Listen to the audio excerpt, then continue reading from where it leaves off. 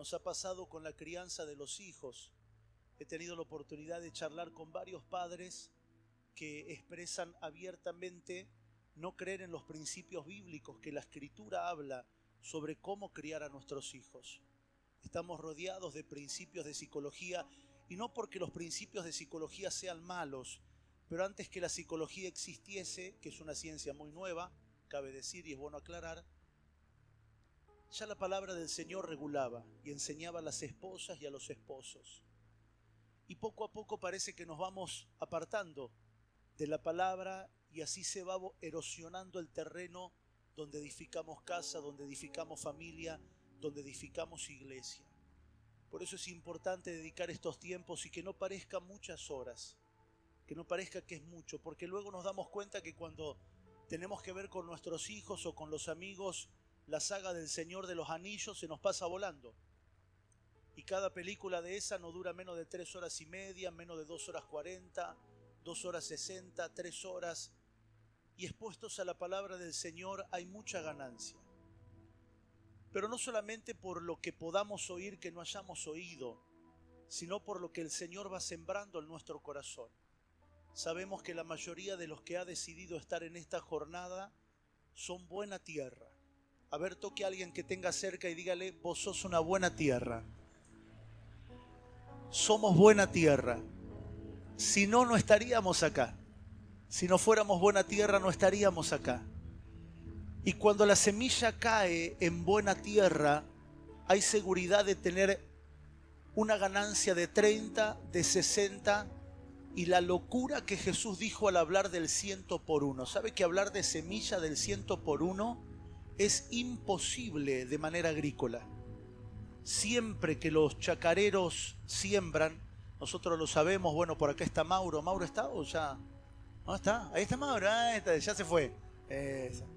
Mauro vienen de Buenos Aires junto con Luz, son parte de la congregación en Buenos Aires, en San Andrés de Giles, y ellos saben de lo que hablo cuando hablamos de siembra, de cosecha, al estar en contacto con el campo.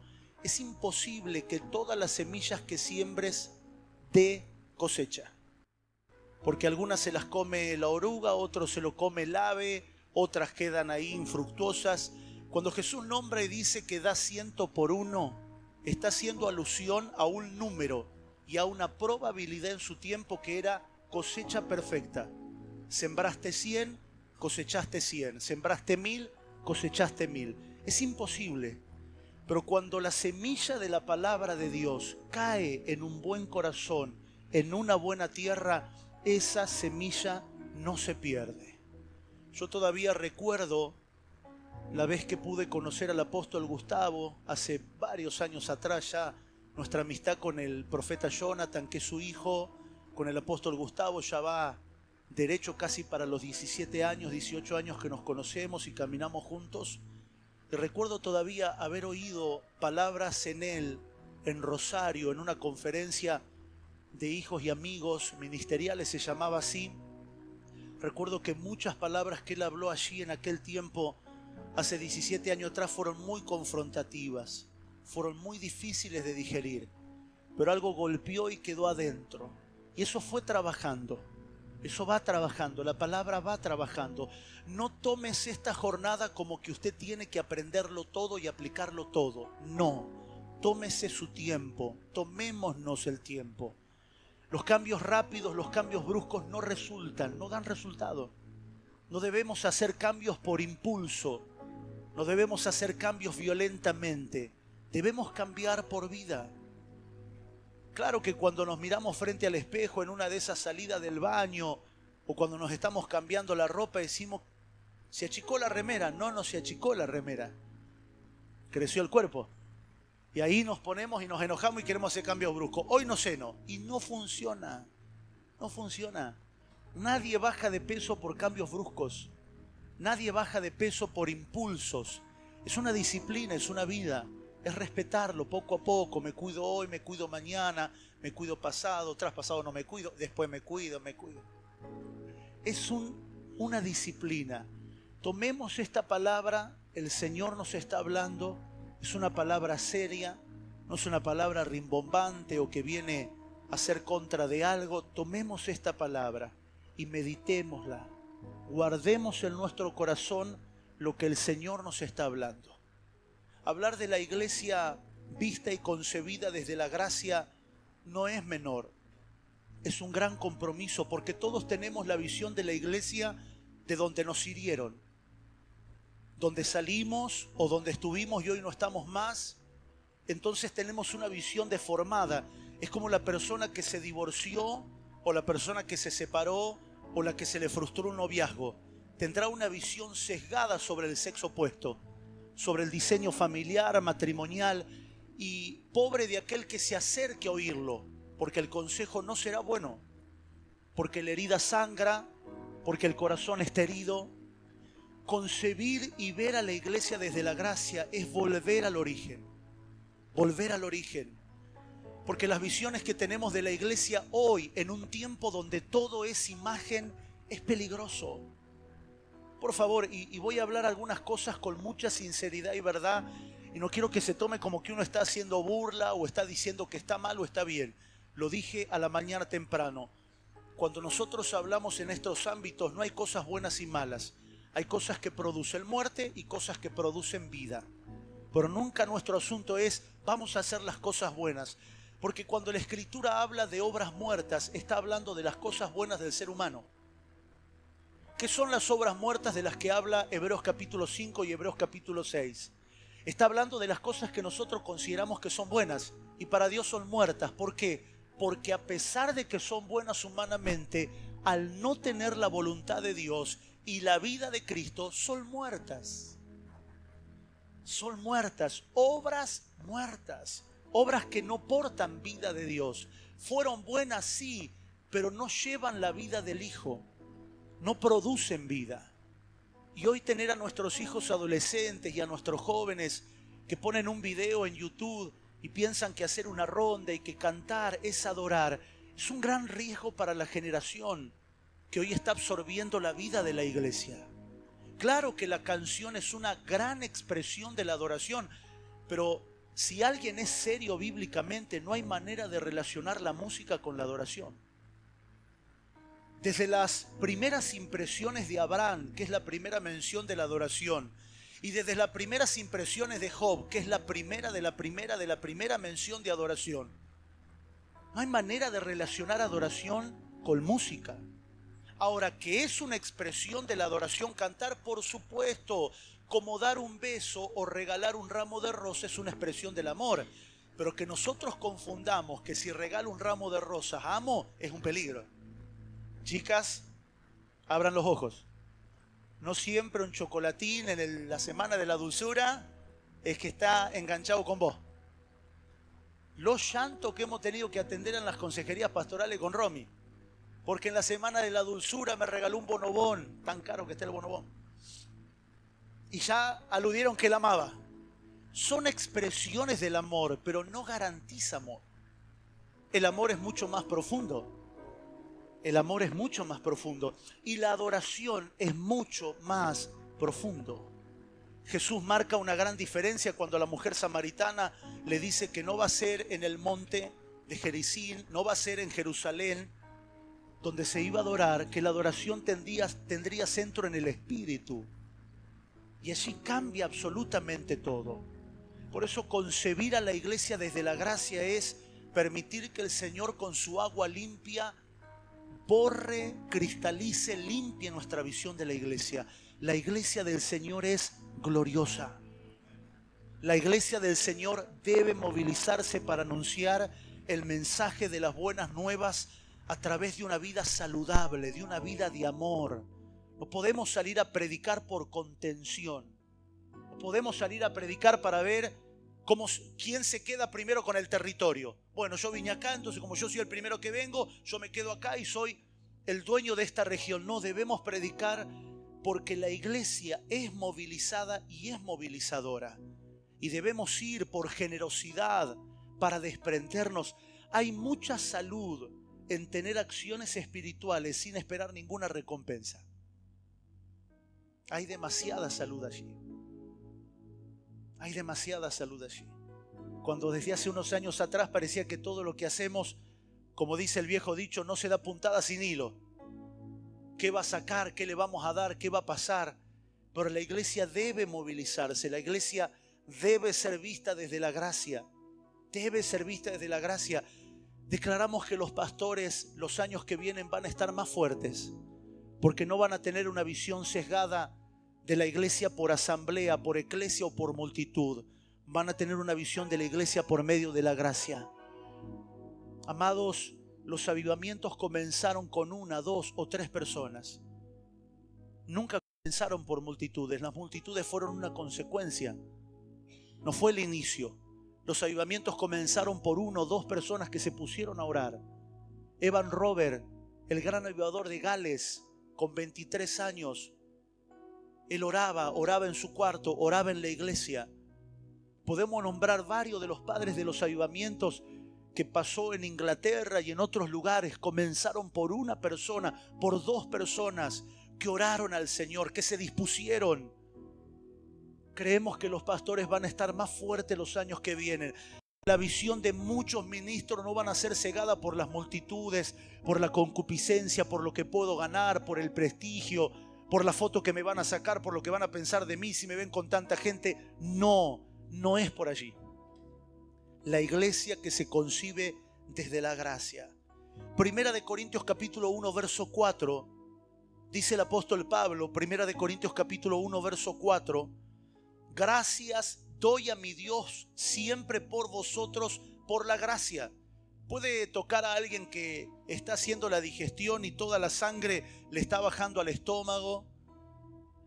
Entonces, cuando la sangre baja al estómago, los ojos empiezan a cerrarse. No me va a pasar a mí, yo también estoy en proceso de digestión, porque yo estoy acá arriba hablando. Pero usted que está sentado y con aire acondicionado, a ver, sacuda a alguno y dígale, dale gracias a Dios por la gracia. Dale gracias por la gracia. Si todos pudiéramos pedirle un café a Ariel, qué bien que nos haría, ¿eh? Café para todos.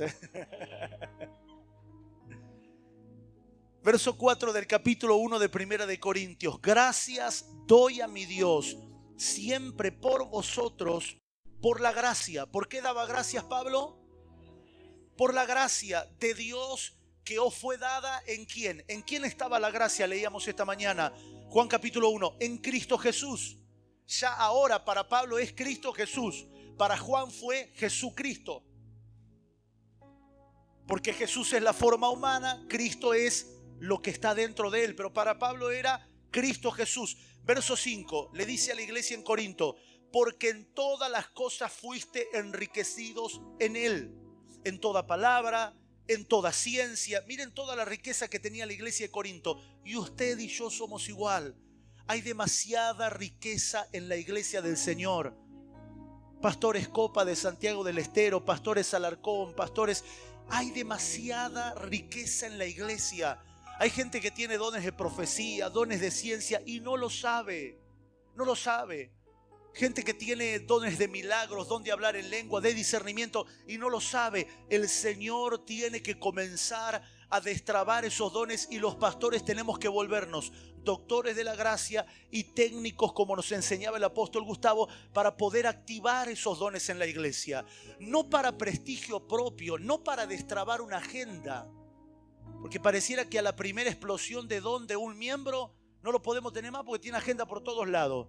No, porque es un don. Es un don del Señor, es una herramienta de la que deberemos dar cuenta. Pero la iglesia de Corinto tenía palabra, tenía ciencia. Verso 6 dice, así como el testimonio acerca de Cristo que ha sido confirmado en vosotros. El trasfondo de la iglesia de Corinto era que estaban dividiéndose, era que estaban en carnalidad. Y el apóstol Pablo escribe la carta como la respuesta del informe de los de Cloé. Los de Cloé, un matrimonio que informaba a Pablo de lo que pasaba, le había dicho, mira que hay mucha carnalidad, hay tal o cual pecado, mira que andan todos profetizando y andan desastre porque reparten palabras a todo. Entonces el apóstol Pablo tiene que responder a esto que pasaba en la iglesia. ¿Y qué hace? Escribe Primera de Corintios, pero que cuando recibe la noticia, ¿qué hace? No se enfoca en lo malo que está pasando. Se enfoca en cómo se vence lo malo. Y cómo se vence lo malo desde la madurez de ver lo que Dios nos entregó. No se vence lo malo, la división, el pecado, la carnalidad, centrándonos ahí. No se vence centrándonos ahí. ¿A quién tenemos que disciplinar? ¿A quién tenemos que echar de la iglesia? ¿A quién tenemos que avergonzar? No, se centra reconociendo lo que Dios nos ha dado. Por favor, tómese unos segundos allí donde está, levante su mano derecha al cielo y piense un momento lo que Dios le ha dado. Sé que hay muchas personas acá que tienen dones, gracia y llamado. Piense, y si no lo sabe, pídale a Dios que ahora se lo muestre. Piense cuáles son los dones que Dios le ha dado. Piense en que Dios le ha dado a su Hijo en ti. Piense en que usted es un depositario de la gracia. Piense en que usted tiene cosas gloriosas, palabra. Hay gente aquí que tiene palabra, ciencia. ¿Cómo venzo lo malo? No centrándome en lo que está pasando, sino en lo que el Señor me había dado. ¿Cómo comienza el verso 4 del apóstol Pablo? Doy gracias por la gracia. Porque el hecho de que la gracia esté no anula el pecado. El pecado es un fruto que puede emerger cuando alguien no trata con la raíz, que es el engaño, que es el mal. El pecado puede estar, la iglesia puede abundar en gracia y de repente salió un fruto que se llama pecado. ¿Y cómo hacemos? ¿Anulamos la gracia? No. ¿Cómo hacemos? Decimos que el pastor no lo vio, que acá se está permitiendo el pecado. No, lo que hacemos es reconocer la gracia. Gracias, Señor, por tu gracia. No ayuda a masticar bronca. No ayuda a enojarse. Si vamos a gestionar lo que está pasando, dividiendo a la iglesia o afectando a la iglesia, lo que tenemos que hacer es dar gracias a Dios. No interesa lo que la gente haga, interesa lo que Él hizo. No interesa lo que la gente haga. La gente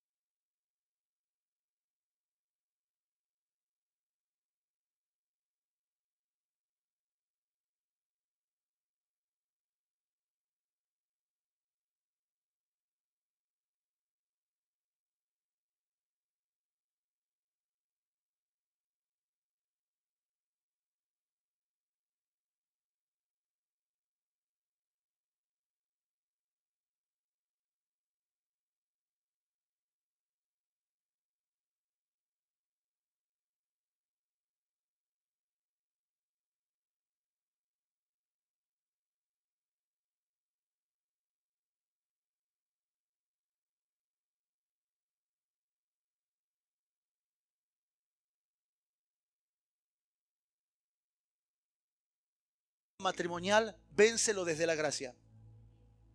Es fácil agarrar a un hermano, a un hijo, a la esposa, a un familiar que hizo las cosas mal y, como decimos en Argentina, cantarle las 40. Ay, yo quiero parecerme al apóstol Gustavo. Solamente que el mate es rojo. Al apóstol Gustavo le dan en Stanley y a mí me dan de plástico. No, mi amor, es tuyo. Esto es. Yo te agradezco. Mi esposa, la mejor. ¿Qué estaba diciendo? Me distrae mi esposa. Estamos en lugares celestiales. Si peleamos los problemas matrimoniales a nivel tierra, nos estamos bajando. La señal de que estamos más arriba de lo que nos pasa es ver lo que tenemos y no lo que está pasando. Lo que está pasando no lo ignoro, no lo anulo, no es que lo ignoro, hago como que no lo sé, no. Yo sé que está pasando esto que está mal. Yo sé que está primando esto y esto, pero la gracia del Señor es suficiente. La gracia del Señor es suficiente. Me ha tocado aconsejar a personas en estado de viudez, en estado de divorcio, de muerte. Mire, yo en el pastorado hemos pasado cosas que jamás me imaginé en mi vida vivir. No necesito ser Tom Cruise y filmar Misión Imposible. Con el pastorado me es más que suficiente. No necesito ser un actor de doble riesgo. Ya tengo listo el corazón para morirme. Me ha tocado atender cada cosa. Pero una de las últimas palabras que compartí con una persona que había perdido un ser querido fue esta: no somos como los que no tenemos esperanza. nosotros tenemos esperanza. Y es la mejor forma de tratar con todo lo que se presente. ¿Sabe lo glorioso que es? Es como tener una navaja Victorinox. Te sirve para todo. Primero porque es suiza y segundo porque es multifunción. Anda consumiendo mucho de lo chino ustedes, se me hace. Si no, la gracia es suficiente, la gracia alcanza. El Señor nos ha dado dones, el Señor nos ha dado fuerza y eso no lo hace desaparecer los problemas. La carnalidad, los pecados, las dificultades son como las palabras de maldición, tienen un peso propio. Las maldiciones son maldiciones porque son palabras con un enfoque total y tienen un peso propio. Y tenemos que quitarle el peso a esas palabras debilitándolas.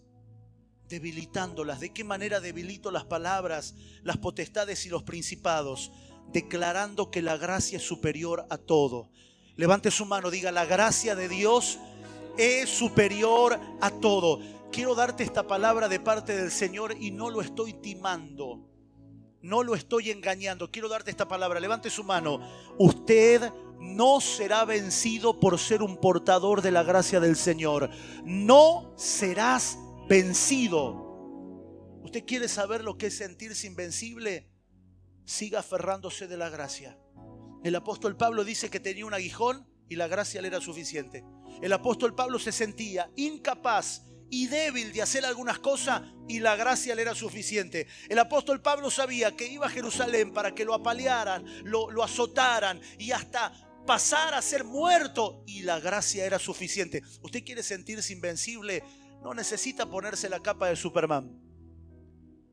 No necesita ser uno de los vengadores. La gracia es suficiente para que usted sepa que nunca serás vencido. Vamos, repítalo: nunca seré vencido por la gracia que está en mí. Ponga la mano en el pecho y dígalo con convicción: nunca seré vencido por la gracia de Dios que está en mí. Amados, yo creo que estos días el Señor nos va a comenzar a mostrar el poder que conoceremos en la gracia. Y la gracia se va a volver un alimento. Quien come de la gracia come de Cristo. Y quien come de Cristo y come de la gracia, no hay enfermedad en el alma. No hay pecado que parezca apetecible. No hay dificultades que te hagan caer. No hay lugares depresivos. Se van a borrar del mapa eso que le llamábamos cementerio de pastores. No existe tal cosa. Eso es un mito como el cementerio de los elefantes. Eso es un invento para que los pastores, los que pastoreamos, apacentamos, los que vamos a las ciudades, los que tenemos un llamado, los que son pastores y los que están iniciando en el pastorado, tengan miedo. No vas allá porque te van a enterrar, vas a ser del cementerio de los pastores. No existe tal cosa. La gracia te vuelve invencible. Si damos gracias por la gracia, entonces ni la carnalidad, ni la división, ni los pecados se empoderan. Pero cuando empezamos a tener referencia memorial, no, porque acá siempre pasa lo mismo. ¿Viste lo que pasó? Siempre pasa en Tucumán. Y empezamos a ponerle nombre a la nacionalidad o a lo que es provincial. Me ha tocado estar, cuando viajamos el año pasado con el apóstol Gustavo y todo el equipo de la PED a Venezuela, me ha tocado, hice 800 kilómetros viajando dentro de Venezuela y cuando llegamos a la frontera dábamos un pasito más y nos íbamos a Colombia. Me tocó sentarme con hermanos preciosos, pero algunos de ellos muy infectados por lo que estaba pasando a nivel político. Y fue sentarnos y charlar horas, dedicar horas de la siesta, a hablar, a compartir, a orar al Señor por esos pensamientos que se van poniendo. No, el venezolano no va a salir nunca adelante. No, el problema acá es, bueno, y usted ya sabe, ¿no?, el nombre de quién es, ¿no? Del gobernante, del dictador. El problema acá es fulano, el problema acá es socialismo, liberalismo, todo tiene nombre. No personalices nada. Deja de darle poder a los problemas. Mira a alguien que tenga cerca y dígale: deja de darle poder a los problemas. Comienza a comer de la gracia porque en Cristo te fue dada la gracia. Da gracias por la gracia. Da gracias por la gracia y deja de empoderar a los problemas. El apóstol Pablo dice en las cartas que le escribía a la misma iglesia en Corinto, y el apóstol Pablo dice, sabemos que un ídolo no es nada. ¿Cómo que no es nada? No es nada un ídolo. Ustedes comen de la carnicería de los animales que sacrifican a Moloch, a Astaroth, no pasa nada. Ahora, si un débil te ve comprar, no, porque se va a contaminar la conciencia. Un ídolo tiene el poder que yo le doy. Hace unos años atrás, uno que hace muchos kilómetros en la ruta, cada vez que viajábamos en la ruta con mi esposa, iba manejando, veía un altar del Gauchito Gil y sacaba unas reprendidas. Lo reprendía de arriba abajo, lo condenaba, lo ataba y sentía que iba liberando la ruta. Claro, en aquel tiempo era uno cada 30 kilómetros. Hoy tenés uno cada media cuadra. No me alcanza para orar. No llego. Entonces un día, después de haber comido un poco más del Señor, digo, ¿cómo puede ser que me ocupe tanto tiempo de oración esto y no el agradecer al Señor por su gracia?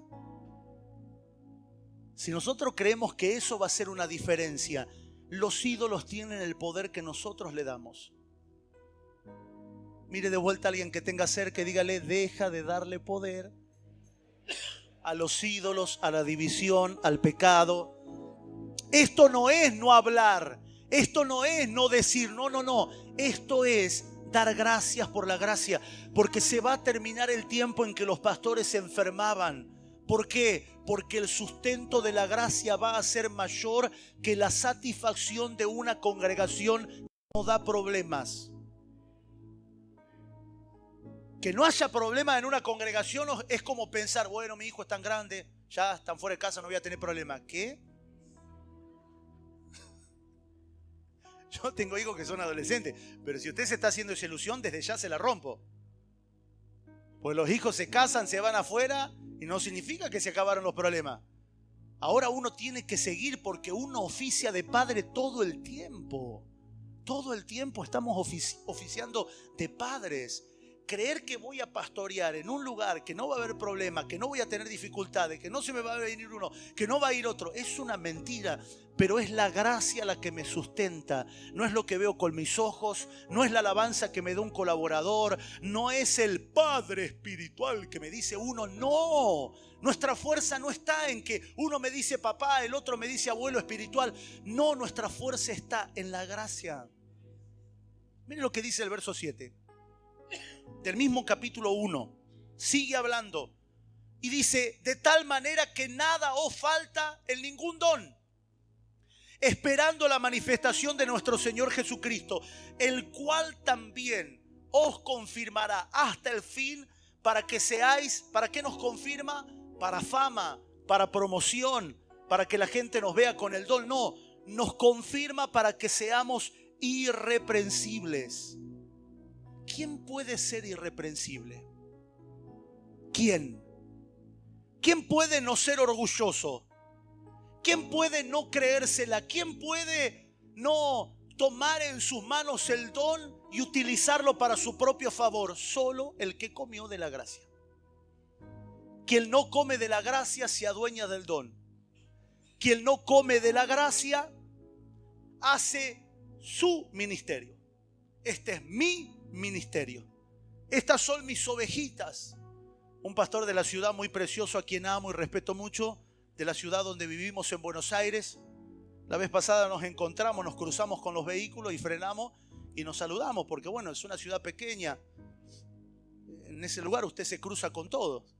El que se endemonió a la noche en la iglesia y se liberó, te lo encontrás comprando azúcar después en el supermercado el otro día.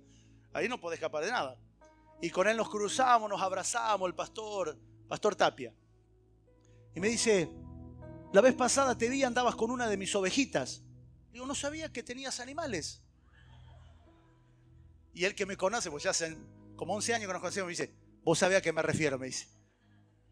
Y era muy gracioso porque charlamos, nos hacemos chistes. Pero cuando uno piensa que está criando ovejas, que está pastoreando ovejas, uno está rebajando a las personas un instinto animal. Aunque somos pastores, la palabra pastorear Es un término que alude a aquel que da de comer. Y nosotros hoy ni siquiera damos de comer a la gente en el sentido de darles algo. Son hijos de Dios y miembros del cuerpo de Cristo.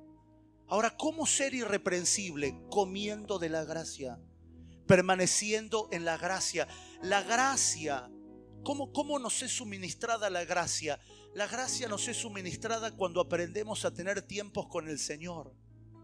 Cuando en tiempos de soledad, de madrugada, de noche, de mañana, de tarde, a la siesta, en el momento que usted tenemos tiempo solos con Él y aprendemos a disfrutar de la comunión con el Espíritu. Ahí es el lugar donde todo se dilucida mejor.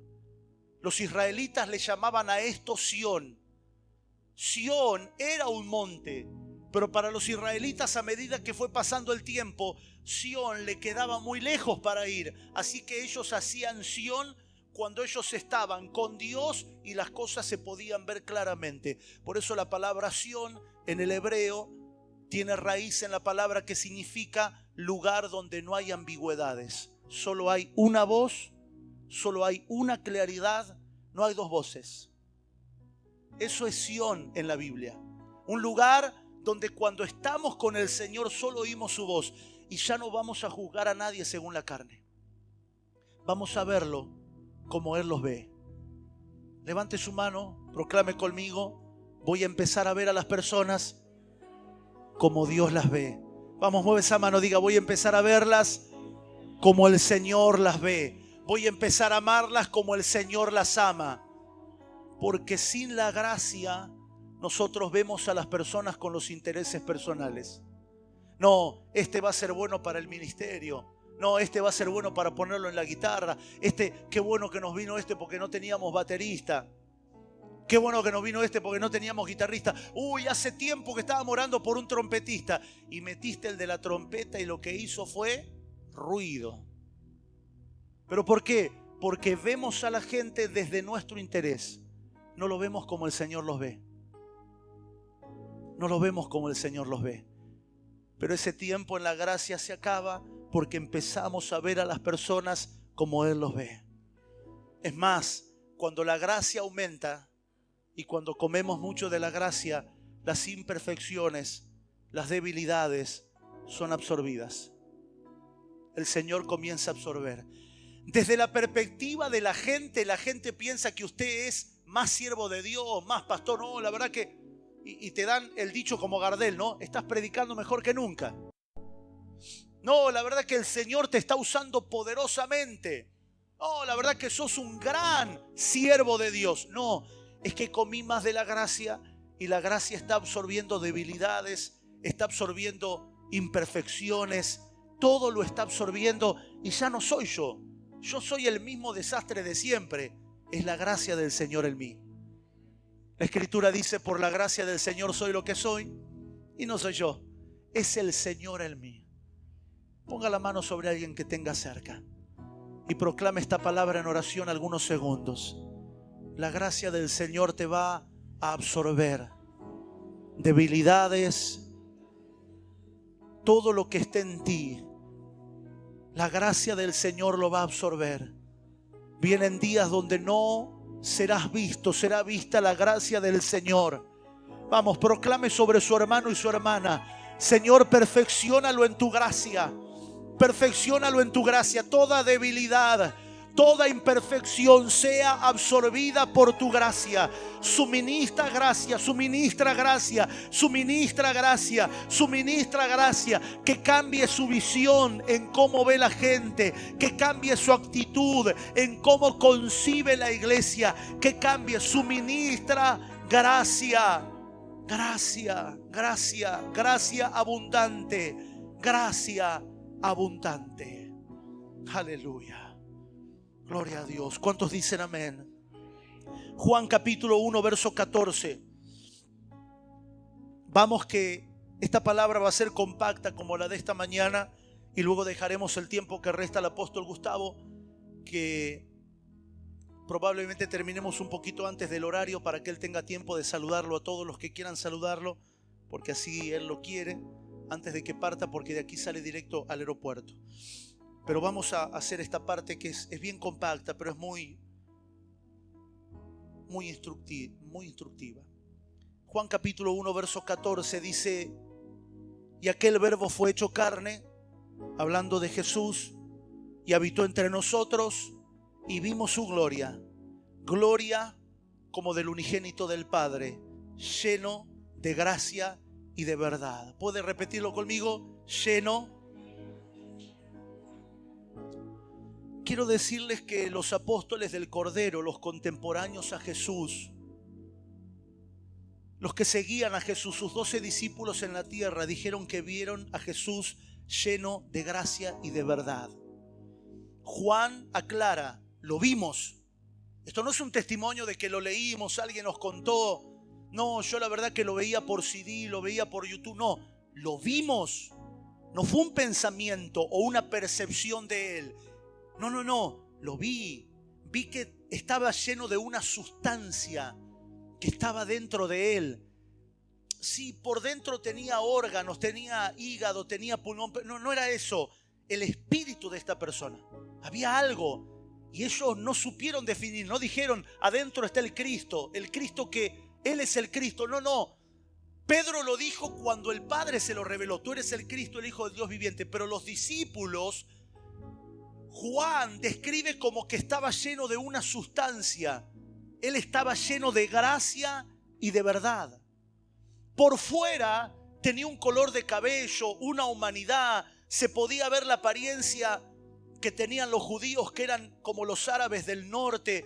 Pero su apariencia externa no apagaba lo que estaba dentro de él. ¡Qué glorioso! ¿Se imagina que por más que sea feo, tan feo como el pastor Roldán, la gente te mire y diga: hay una belleza? Y no tiene que ver con sus dientes, ni con su cara, ni con su pelo. Hay algo adentro que no sé explicar qué es, pero está ahí. Eso viene para la iglesia, porque esta generación tiene una aceptación muy estética y pareciera que cada vez no nos alcanzan los brazos para hacernos tatuajes, para dar a la medida de lo que hoy se está comprando y se está vendiendo. No tengo nada contra los tatuajes. Probablemente tenga todo o nada, no sé. Mi pregunta es: ¿por qué arruinar el órgano más largo y más grande del cuerpo, que es la piel? ¿Por qué? ¿De qué manera? Pero pareciera que hoy nuestra generación está comiendo de ver cómo se perfecciona la belleza externa. Y está bien que nos cuidemos. Todos nos cuidamos de alguna o de otra manera. Todos nos afeitamos, todos nos bañamos, todos nos peinamos. Pero creer que por eso, por mi imagen, hay una apariencia de algo, es un error. Porque quien es espiritual percibe lo de adentro, no lo de afuera. No me interesa que salgas en un video de YouTube de 8K. No me interesa que te cuelgues una guitarra, porque en el tiempo de Marcos Huito tocábamos teclado, el tiempo de Marcos Brunet todos tocamos guitarra. No tiene que ver con el instrumento, ni con la canción, ni con el video. No tiene que ver con eso, tiene que ver con lo que te llena. ¿Qué es lo que te llena dentro? Se puede ver a la legua las personas que tienen ambiciones. Las personas que caminan con ambiciones internas. Las personas que caminan con concupiscencias. Las personas que caminan con un engaño adentro y que su boca no para de adular. Pero esta generación, la generación de la gracia, va a tener una llenura de gracia y de verdad. No interesa que te falte un ojo, que no tengas parte de una parte de tu cara. No interesa que seas gordo, que seas flaco. La apariencia estética cambia con el tiempo.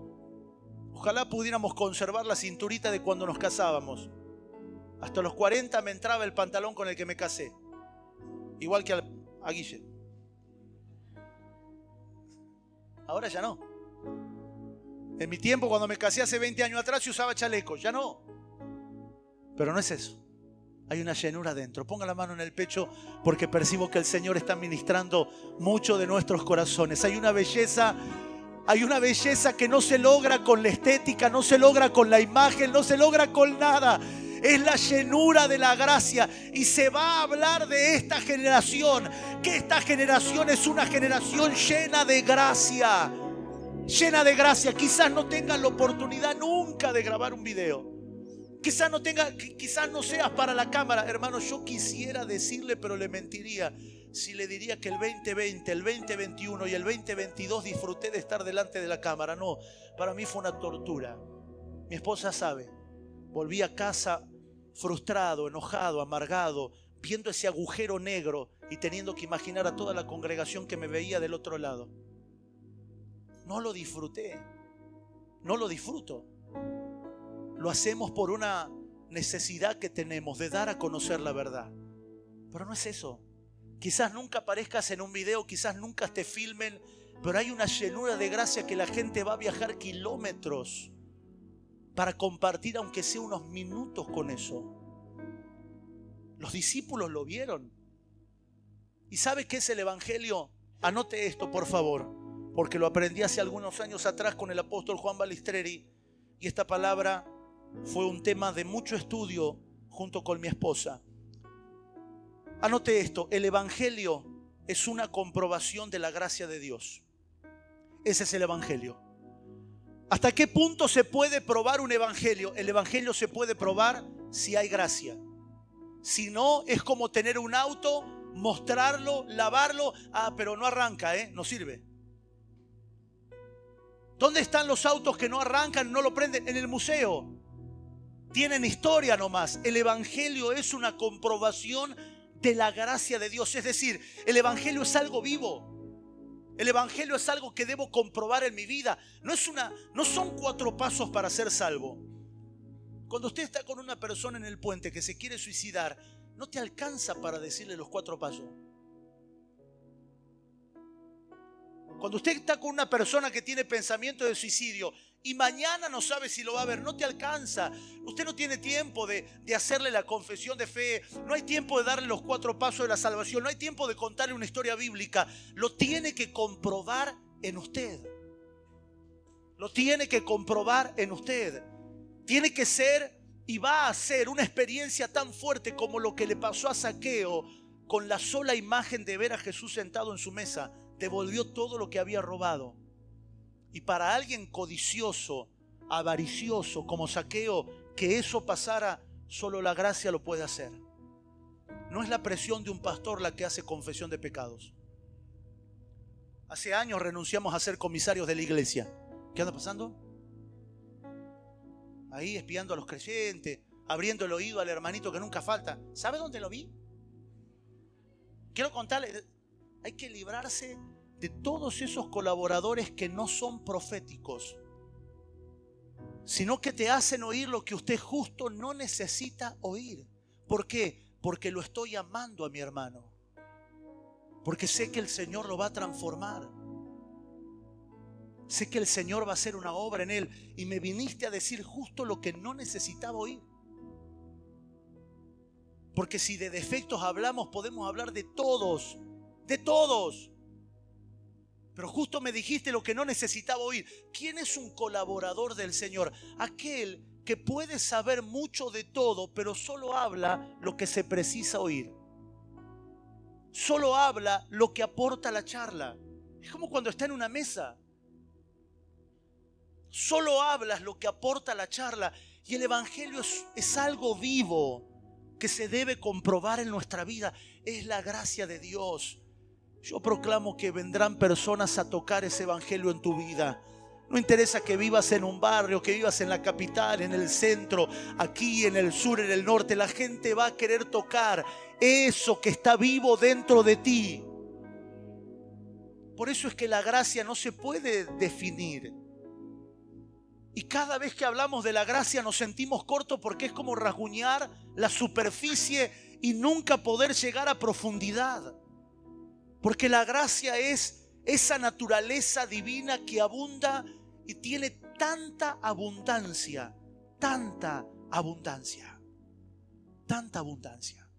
que no la agotaríamos nunca, nunca. Por eso, ¿de qué debemos cuidarnos? De la información, de la mucha letra. En tiempos como estos y como los que el Señor va a traer a futuro, vamos a aprender mucho. pero quizás de eso poco podremos escribir. Mucho lo vamos a guardar, otro lo vamos a apuntar, pero la abundancia de información. Hoy, júntese usted con 2 o 3 personas que más o menos estén al día mirando YouTube, las redes sociales o los noticieros, y cada uno sabrá algo de cosas que antes ignorábamos que pasaba en el mundo. Hoy usted puede visitar países y nunca moverse del sillón de su casa. Eso es algo tan bueno como tan malo. Hoy usted puede aprender cómo se arregle el caño del baño y nunca hacerlo. Y usted tiene al experto. ¿Sabe que un video? Que eso se arregla. Vos le ponés un coso, un pegamento. Y vos le haces, porque todos los videos son en cámara rápida. Vos le haces así y queda listo. Hacelo. No, yo no sé hacerlo. Una generación que padece de tanta información. Entonces, ¿qué hace la gracia del Señor? Viene para anular todo eso. Levante su mano y diga: la gracia me hace vivir. Mueva su mano y me informa. La gracia me hace vivir, experimentar. Vamos a 1 Corintios capítulo 15, verso 9. Y esta palabra la voy a depositar sobre cada uno de nosotros que tenemos hambre del Señor. 1 Corintios capítulo 15, verso número 9. ¿Lo tiene? ¿Me acompaña multimedia con el pasaje ahí atrás? Ahí está. Dice: porque yo soy el más pequeño de los apóstoles. ¿Por qué? Porque el apóstol Pablo se consideraba el más pequeño. Él se consideraba el menor porque él nunca había visto a Jesús cara a cara. No lo había conocido. Entonces él se consideraba un abortivo, un menor. Y él dice: no soy digno de ser llamado apóstol. ¿Por qué? Porque él persiguió lo que hoy portaba. Él persiguió a los enviados y hoy era un enviado más. Pero ¿de dónde se sostiene él para ser lo que es? Y esta es una frase, puede ser informativa o puede ser viva. Usted decide. Dice el verso 10: pero por la gracia de Dios soy lo que soy. Por la gracia de Dios soy lo que soy. Y su gracia no ha sido en vano para conmigo. Antes he trabajado más que todos ellos, pero no yo, sino la gracia de Dios conmigo. ¿Cómo somos lo que somos y por qué somos lo que somos? Por su gracia. Pero esto puede ser una frase informativa o puede ser una experiencia de vida. Soy lo que soy por su gracia. Y que las personas que estén cerca comprueben eso. Es verdad, esta persona vive la gracia. Esta persona huele a vida del Señor. Esta persona porta el perfume del olor de Cristo. La gracia jamás será en vano. La gracia jamás nos dejará vacío. La gracia nunca nos dejará insatisfecho. Sea que desarrolles un servicio en la música, sea que pastorees en un barrio o que estés a cargo de una célula o de un grupo pequeño, de un grupo mayor, sea lo que sea que hagas, el reconocimiento no debe ser a mi capacidad, sino a la gracia del Señor en mí. Hermano, ¿trabajaste más que todos? Sí, yo soy el que más trabajé, pastor. Es la gracia. Hermano, ¿te esfuerzas más que todos? Sí, es la gracia. Debemos reconocerlo. Porque si no, nuestra vida no podrá manifestar gracia. Cada día que nos creemos que nosotros podemos es un día más de estar infectados con un virus que responde a la justicia propia. Cada día que yo creo, no, y lo que pasa es que a mí me criaron bien, y yo vengo de una familia de cuna cristiana, y lo que pasa es que bueno, yo me aprendí, me crié en la calle, entonces hoy no me sacan más. Cada día que creemos que nosotros hacemos lo que hacemos por nosotros es un día más que poco a poco nos vamos infectando con un virus de justicia propia, de orgullo, y eso nos va erosionando poco a poco. Levante su mano, diga: debo comprobar esta gracia. Puede decirlo como una afirmación, voy a comprobar esta gracia. Estos días que preceden a la jornada serán días desafiantes de comprobar la gracia del Señor. Y quiero darte esta palabra y con esto cerrar. Todos los desafíos que tenemos por delante y los problemas que vamos a abordar y aún las cosas que no sabemos que están preparadas, que nos van a pasar, debemos enfrentarla desde la gracia. ¿Por qué? Por una sola razón. La gracia de Dios es suficiente y es abundante. Todos los demás recursos se acaban, ¿sabías? Si usted en algún momento se sintió fuerte, espere un par de años más y vas a ver que no hay ningún ser humano fuerte. Si usted en algún momento se sintió de que yo soy el sostén de esta familia, yo soy el que sostengo, espere unos años más y usted comenzará a oír los crujidos de algo que se quiebra. Porque nadie puede sostener una familia, nadie. Si en algún momento te sentiste capaz en tus capacidades para hacer lo que sea, un pequeño virus en el año 2020 nos puso en vilo de déficit poblacional.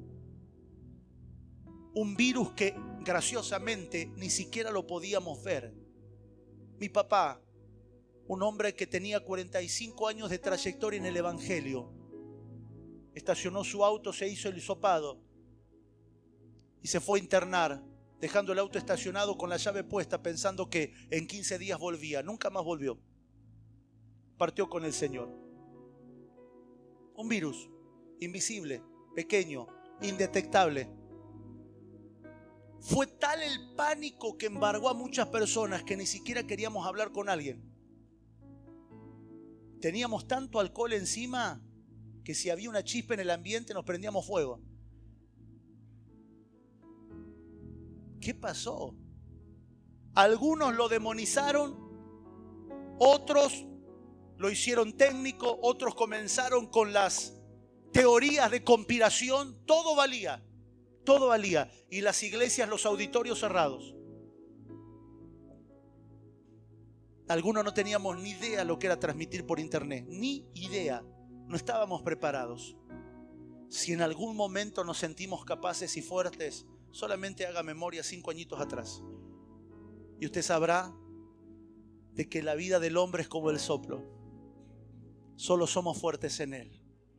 Levante su mano y declare lo que el pastor Jorge estaba cantando y va a cantar de nuevo. Tu gracia es suficiente. De verdad, si tengo tu gracia, no necesito nada. Nada más. Porque la gracia es Cristo. Porque la gracia es su vida. Porque la gracia es Dios impartido en nosotros. Porque su gracia es salud. Porque su gracia es suficiente. Su gracia es suficiente para todo. Y por medio de esta gracia el Evangelio será comprobado. El Evangelio será comprobado.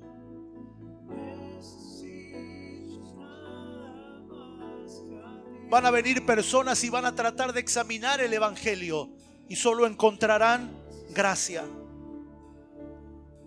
Vas a tener que demostrar el Evangelio y solo encontrarán gracia. ¿Por qué los medios de televisión se mofan de los milagros? ¿Por qué hoy, en el tiempo, en la era de los streamers, de los streaming, en la era de los TikTokers, en la era de aquellos que todo se publica, todo se publicita? ¿Por qué hay una mofa sobre el Evangelio? Porque el Evangelio es gracia. No puedes comprobar algo si no es por gracia.